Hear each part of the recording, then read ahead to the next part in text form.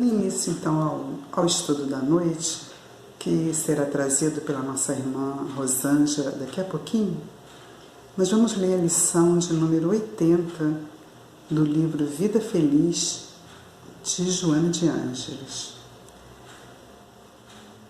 Podes fazer mais em favor da humanidade se te dispuseres a isto. Distende a mão a alguém caído, dize uma palavra cortês a outrem, sorri para uma pessoa solitária, acenando-lhe fraternidade, presenteia um amigo com uma flor, faze sorrir um triste, enlaça com ternura um desafortunado. Há moedas de amor que valem mais do que os tesouros bancários, quando endereçados no momento próprio e com bondade. Ninguém dispensa um amigo, nem desdenha um gesto socorrista. Disputa a honra de ser construtor do mundo melhor e de uma sociedade mais ditosa.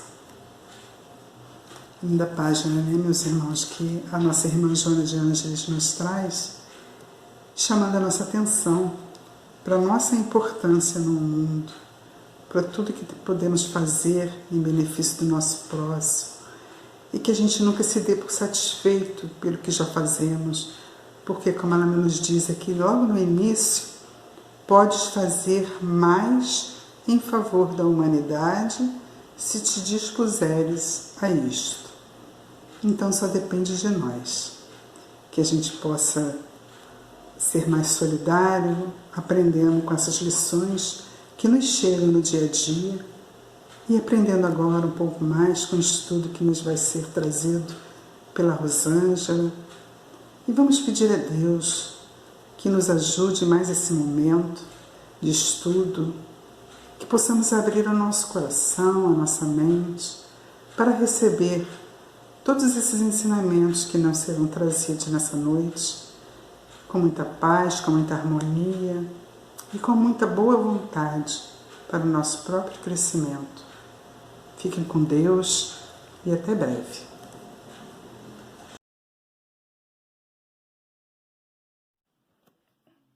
Boa noite a todos. É com muita alegria que aqui me encontro. Neste novo normal, é minha primeira vez para fazer esse trabalho de divulgação da doutrina espírita através da nossa Casa Espírita, o SEACA. O nosso tema de hoje é mortes coletivas e suicídio. E para abordar esse tema, nós vamos começar a falar de Jesus. Lá no Evangelho segundo o Espiritismo, capítulo 6, intitulado Jugo Leve, onde Jesus diz assim: venham a mim todos que estão sofrendo, que se acham sobrecarregados, que eu os aliviarei. Aceitem meu jugo e aprendam comigo, que sou manso e humilde de coração. E assim encontrarão repouso para as suas almas, porque meu jugo é suave, meu fardo é leve. Está em São Mateus, capítulo 11, versículos de 28 a 30. Lá no dicionário, jugo quer dizer peça de madeira para atrelar bois à carroça ou arado. Fardo, peso, volume, figurado, encargos, responsabilidades, atribulações. Sentido figurado, né? São encargos, atribulações, responsabilidades. Então, né, quando Jesus fala ali, né, aceitem meu jugo e aprendam comigo, ele já nos antecipava o que ele ia passar nesse momento. Ele já diz, aceitem o meu jugo, né? Aceitem a cruz que eu irei carregar. Aceitem como vou passar, observem como eu vou passar por este sofrimento. eu sou manso e humilde de coração. Então, ele já fazia uma previsão e já nos colocava a refletir a respeito de como nós deveríamos nos comportar diante das lutas, diante das dificuldades. Ele diz, porque meu jugo é suave e meu fardo é leve. Então, o que quer dizer isso, né? Primeiro vamos lá pensar. Quando Jesus estava lá com o jugo, carregando o fardo dele, como ele se comportou? Ele foi chicoteado, ele carregou uma cruz que era muito mais pesada do que a condição que ele tinha de carregar. Ele foi coroado com uma coroa de espinho, não lhe deram água, debocharam dele, cuspiram nele. Como ele se comportou? Com humildade, com mansuetude, sem reclamar, sem blasfemar. Ainda lá no final ele diz, Pai, perdoai-os porque eles não sabem o que fazem. Não foi assim que ele fez? E ele não merecia, nem tinha necessidade de passar por nada disso, só passou por isso para nos mostrar como. Então, quando nós estamos passando por nossas atribulações, pelos nossos problemas, por nossas dores, se nós estivermos com Ele, se nós nos aproximarmos dEle, através da oração, através dos pensamentos positivos, através das atividades no bem, isso se tornará leve, se tornará suave. Porque é nossa necessidade passar por tais coisas. Lá no Evangelho, segundo o Espiritismo, no capítulo 11, nós vamos dar continuidade a este pensamento. Mas antes eu quero lhes contar uma história. É uma lenda, mas que tem sua mensagem. É uma história que se passa há muito tempo atrás, onde as pessoas moravam em casas onde não havia necessidade de ter muros altos, grades por todas as janelas, onde as pessoas viviam com mais harmonia e com mais tranquilidade. Então, tinha uma casa em que a calçada era quase que dentro da casa, porque não havia um muro. E 3 senhores barbudos estavam sentados à frente dessa casa. A dona da casa, ao observar esses senhores ali, foi até eles e disse, eu não os conheço. É a primeira vez que os vejo aqui. Penso que estejam necessitando de alguma coisa. Não querem entrar em minha casa para fazer um lanche? Vou preparar alguma coisa para vocês. E um deles perguntou, a sua família está em casa? Ela disse, não. Meu esposo está trabalhando e minha filha na escola. Então ele disse, nós não podemos então entrar em sua casa. Não se preocupe.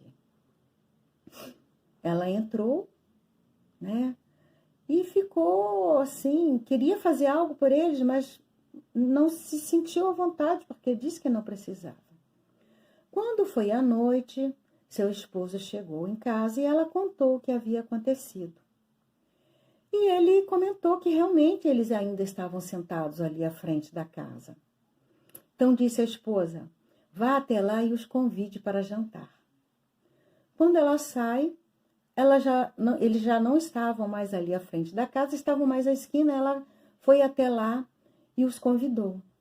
Então um deles disse, este é o amor, este é a riqueza e eu sou o sucesso.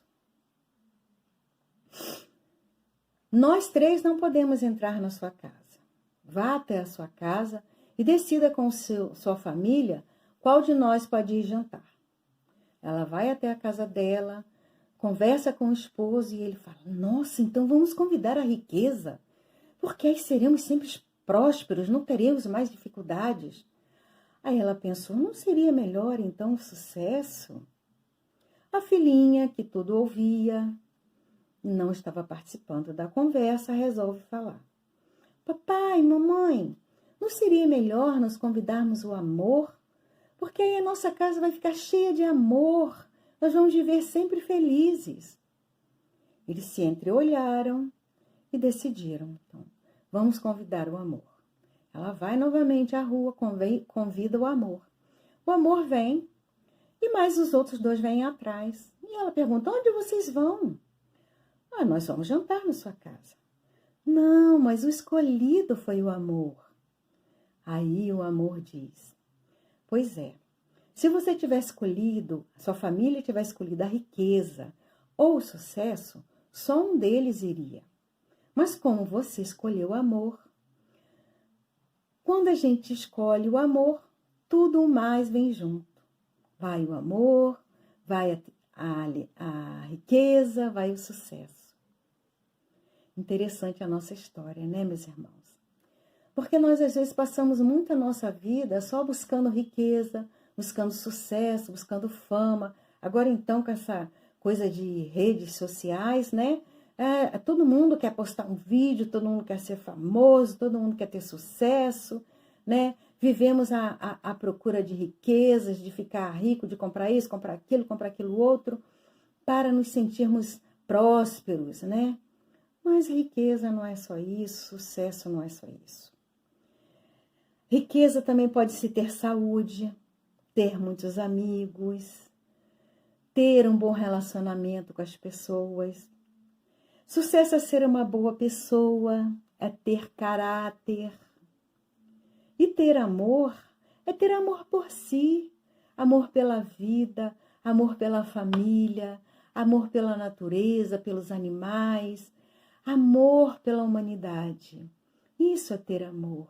Então, nós precisamos desenvolver esse amor em nós, fazer com que esse amor vibre em nós. E quando esse amor estiver vibrando em nós, todas as outras coisas nos serão acrescentadas, já disse Jesus, né? Aí lá no Evangelho segundo o Espiritismo, na Lei de Amor, no capítulo 11, tem uma mensagem de Lázaro em que ele diz, essa mensagem de 1862, o amor resume de forma completa toda a doutrina de Jesus, porque é o sentimento mais elevado que existe. Os sentimentos são os instintos que vão se aprimorando à medida em que o espírito vai evoluindo. Então, quanto mais eu vou vivenciando vou trocando os meus instintos por sentimentos, eu vou desenvolvendo o meu amor. Então, quando eu tenho muita raiva, e eu troco essa raiva por atitudes de amor, quando eu tenho muita mágoa e eu resolvo começar a perdoar, eu estou trocando os meus instintos por sentimentos. Esses sentimentos vão fazer com que eu me exercite na prática do amor. Porque é devagarinho, é aos poucos. O que não podemos é ficar estagnados. Ele diz ainda, a lei de amor substitui o individualismo pela integração das criaturas e acaba com as misérias sociais. Então, a prática do amor em doses homeopáticas, todo dia eu preciso praticar um pouquinho. Quando eu faço um tratamento homeopático, eu vou tomar tantas gotinhas ou glóbulos, né, como a pessoa prefira, todos os dias um pouco, para que essa medicação possa fazer um efeito em mim. E à medida que eu vou perseverando no tratamento, eu vou obtendo melhoras. A prática do amor também é assim. Todo dia nós precisamos praticar um pouquinho. Todos os dias fazer uma boa ação, agir de maneira adequada, segundo os ensinamentos de Jesus.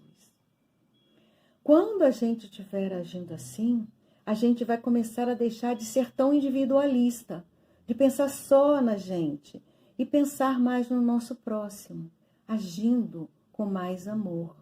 Não serei só eu a pessoa mais importante, mas eu vou estar vendo também o meu entorno e vou conseguir agir cada dia um pouquinho para que eu consiga ser amor.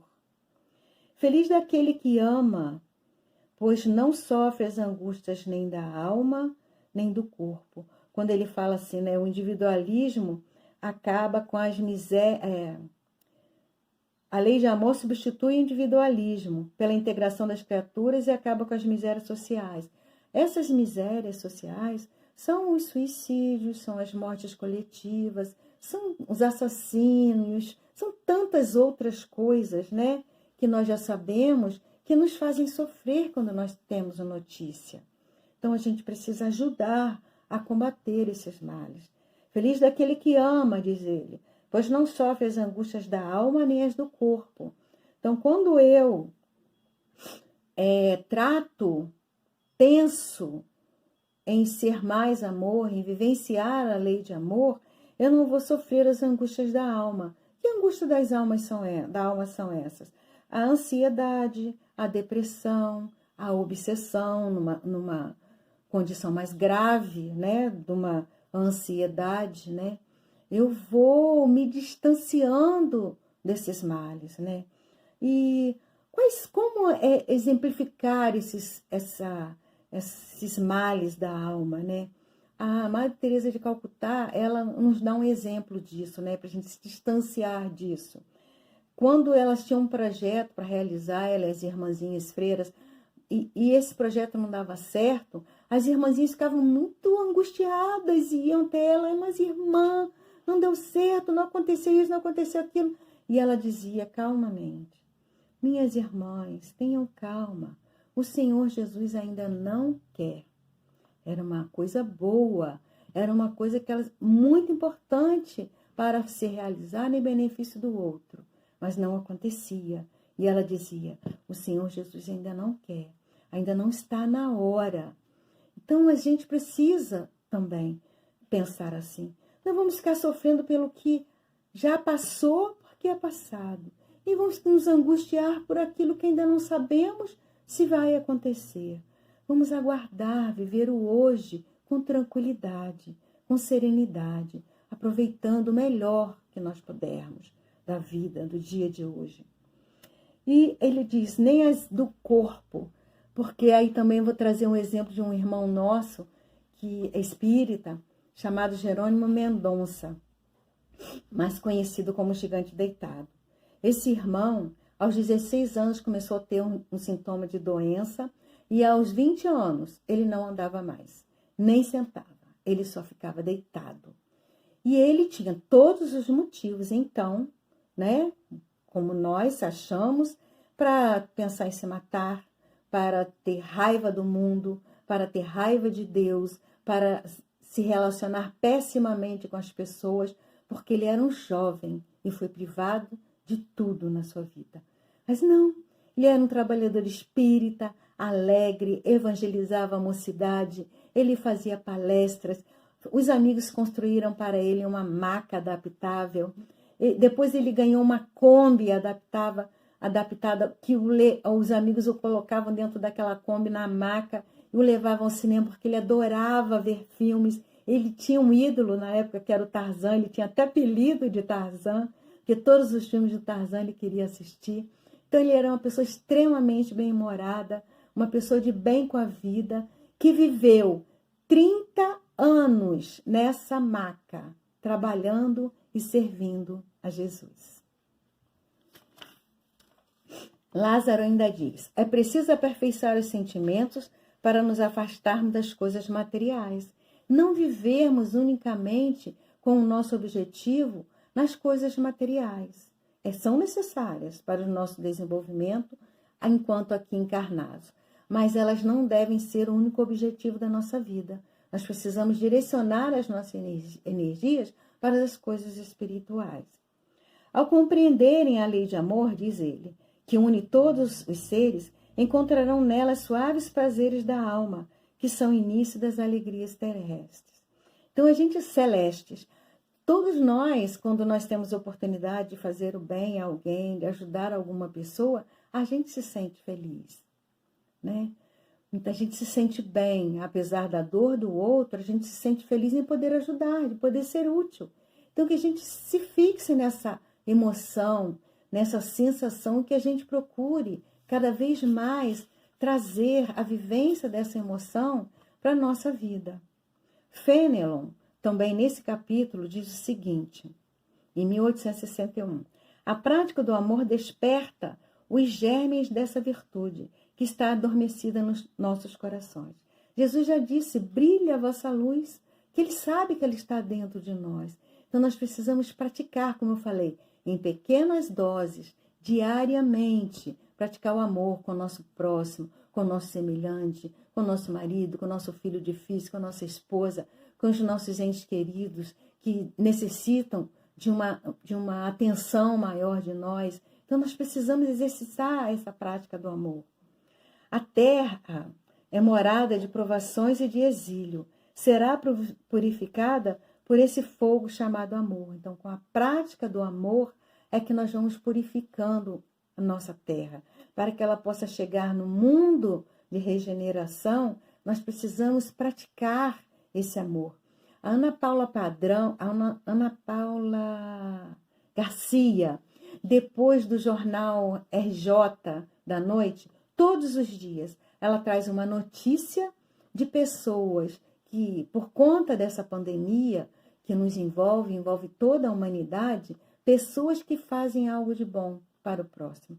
É uma senhora de 70 e poucos anos que está costurando máscaras, que não pode sair de casa, que não pode conviver com os seus da sua idade, está lá costurando máscaras para doar. Grupos de pessoas que se unem para arrecadar alimento, crianças que fazem campanha para arrecadar alimento. Então, são muitas atitudes no bem que as pessoas estão se movimentando para vivenciar essa nova era que nós estamos passando.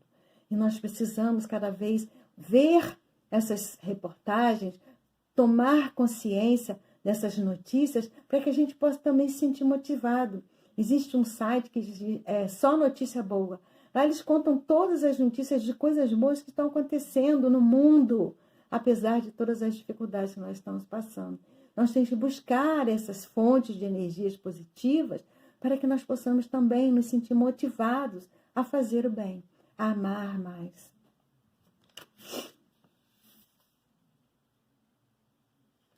Quando isso acontecer, diz Fenelon, nela serão praticadas todas as virtudes filhas do amor, ou seja, a caridade, a humildade, a paciência, a resignação e o sacrifício em benefício do próximo. Então, nós precisamos nos exercitar, como já falei, todo dia uma atitude, uma pílula de humildade, uma pílula de paciência, uma pílula de resignação, uma pílula de sacrifício em benefício do próximo. Todos os dias um pouquinho. Sansão diz assim, em 1863, amar no sentido profundo da palavra é ser honrado, é ser leal, é ser consciencioso, é fazer aos outros aquilo que se deseja para si mesmo, é procurar aliviar as dores que afligem os irmãos que nos rodeiam.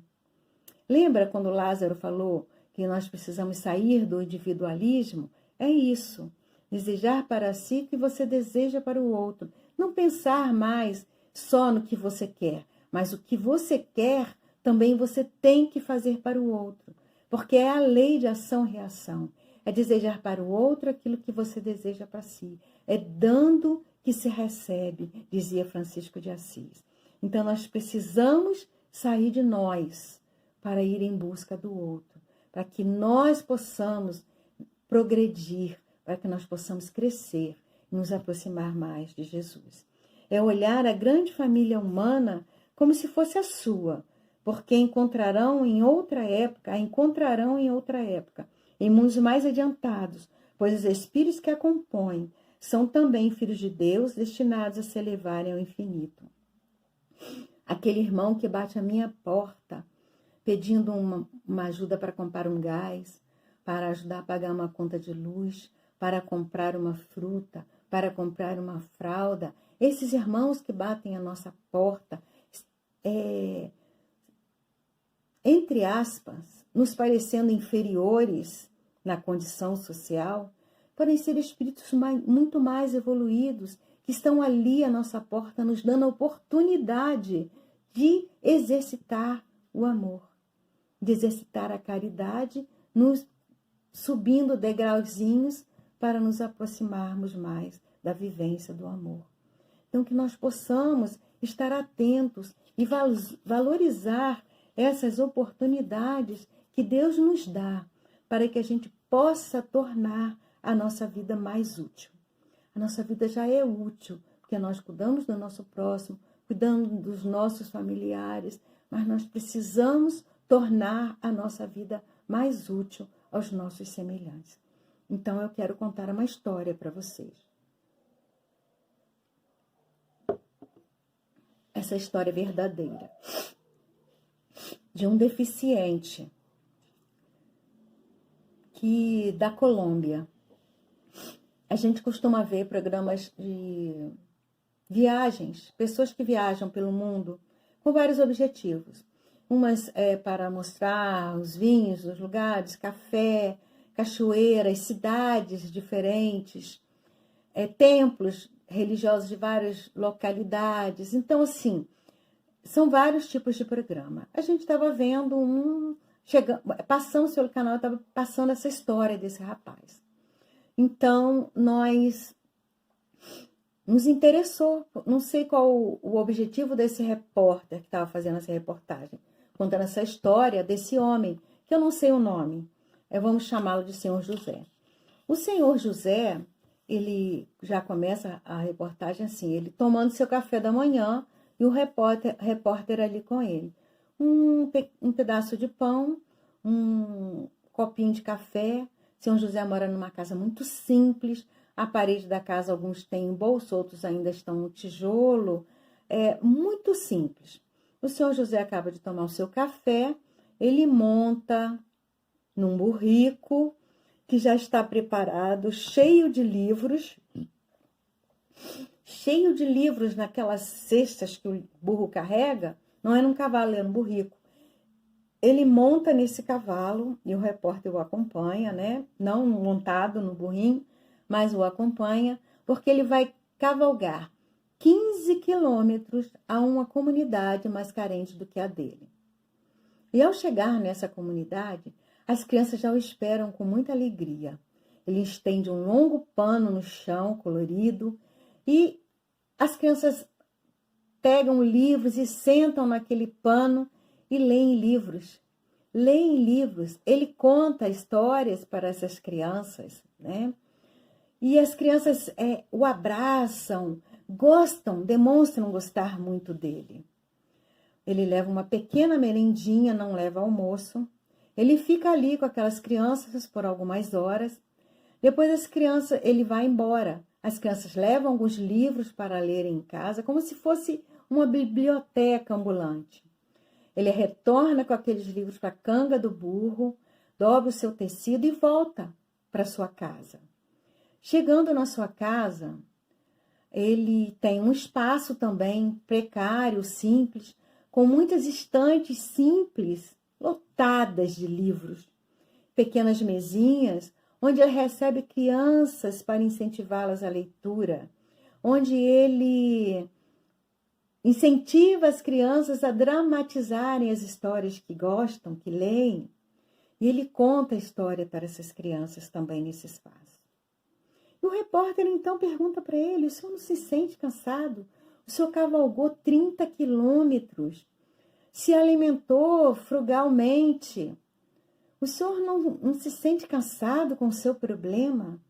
E ele diz: eu só me lembro que tenho um problema quando chego em casa, que vou tomar meu banho, que eu tenho que tirar a minha prótese. Então, aí mostra ele tirando a prótese, do meio da perna, de uma das pernas para baixo, ele não tem. Então, esse homem, esse senhor José, também poderia estar reclamando, chorando, maldizendo, se sentindo a pior pessoa do mundo, mas ele tornou a vida dele útil. Ele fez a parte dele, ele faz a parte dele, né? Ele torna a vida dele útil, levando amor, conhecimento, o que ele pode àqueles que menos têm. Então, meus irmãos, o suicídio existe. Ele está presente entre nós. Com essa pandemia, ele se tornou muito forte também entre as pessoas. Muitas pessoas pensam em se matar por conta de N problemas. E se você conhece alguém, ou se você tem esse sentimento em você, se você conhece alguém e pode ajudar, ajude. A pessoa nunca está falando por falar. Ela pensa realmente. Lembra lá do início das doenças da alma, das obsessões? O suicídio é uma dessas obsessões, que fica ali martelando na cabeça daquela pessoa. É uma pessoa que está sozinha, que está sofrendo, que está angustiada, ela necessita de carinho, necessita de amparo, necessita de acolhimento. Então nós precisamos acolher. E se isso passa pela nossa cabeça, a gente busque ajuda, a gente busque amparo, porque sozinhos, muitas vezes, nós sucumbimos. E as mortes coletivas, sejam por desastres, sejam por ventanias, seja por ciclones, seja por quais forem enchentes, seja por quais forem os motivos pela uma pandemia, aquilo que estiver perto de nós, que nós pudermos fazer para ajudar, que nós façamos. E se não estiver perto de nós, que nós possamos orar, pedir a Jesus que ampare essas famílias, essas pessoas que estão sofrendo, que estão passando por essas dificuldades. Como dizia a música da minha adolescência, a lição nós já sabemos de cor, só nos resta aprender. Né? Lembra da música?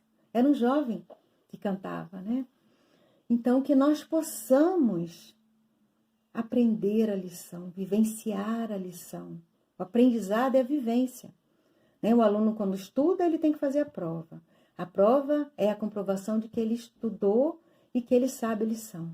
Então, nós já sabemos a lição, agora a gente precisa aprender praticando, todo dia, homeopaticamente um pouquinho. Quando a humanidade puder dizer como Paulo o apóstolo, já não sou eu quem vive, mas o Cristo que vive em mim, estaremos vivendo o amor.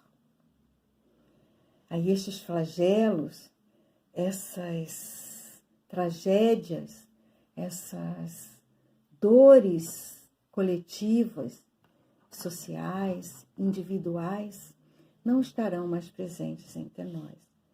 Por enquanto, vamos nos esforçando para fazer o melhor que pudermos, o melhor que estiver ao nosso alcance, onde estamos. Porque Jesus conta conosco. Brilha a vossa luz, disse ele. Muita paz no coração de todos.